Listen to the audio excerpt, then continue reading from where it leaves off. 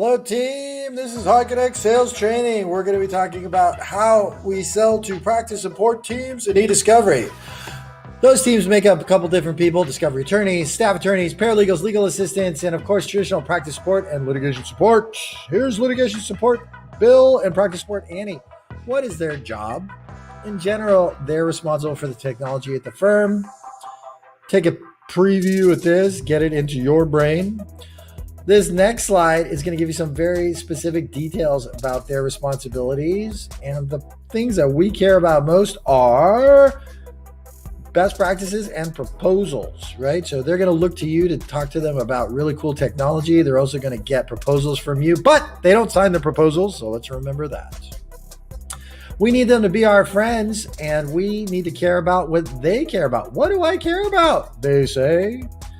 They care about career and personal aspirations. So in their career, they want to upskill. That's why you give them technology. They want to look good to their bosses. That's why you give them good pricing.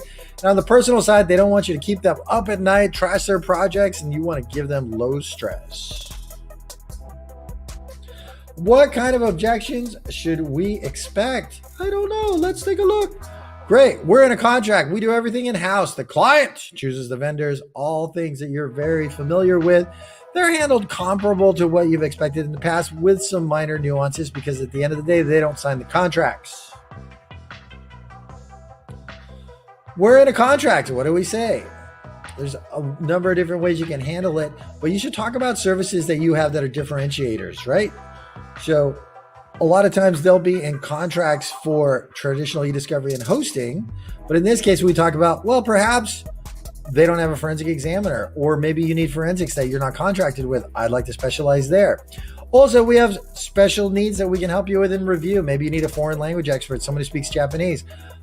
The key is, right, get access because they may be in a contract, but they're not in an exclusive contract. We do everything in-house, very similar to we're in a contract, but they're not going to handle everything. And in some cases, they'll be conflicted. For example, I understand, but most of my clients do their work in-house. But what if you're in an MDL or a multi-party case? You can't do that in-house. That's why I'd like to be an option. Also, read through these, take a peek. These are things they won't do in-house, right? They're not going to do forensics in-house for the reasons cited here. They're not going to do review in-house with specialties like foreign language because they can't hire those people full-time. What else? Complain, object. They're always going to tell you it's impossible. Hey, I'm not even responsible for this. The client chooses the vendors.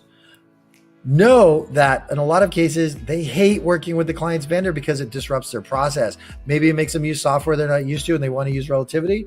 So appreciate that and give them the option that I totally appreciate that, but there may be situations where you'd want to get a quote and you could help save them money outside of using their existing vendor to make it a win-win.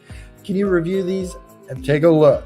Get them into your brain, practice them, try them out. The client chooses the vendor. That's such a big one, so you should be prepared for that. The partner always has a choice, right? And the partner may want to control the budget and the spend. So and always be comfortable to offer them alternatives. I'd like to show you my new technology. I'd like to show you my new pricing, some really creative ways that your partner could leverage this so that you can use the technology you want. All right, that's it for today. Take a peek, how to sell to support teams.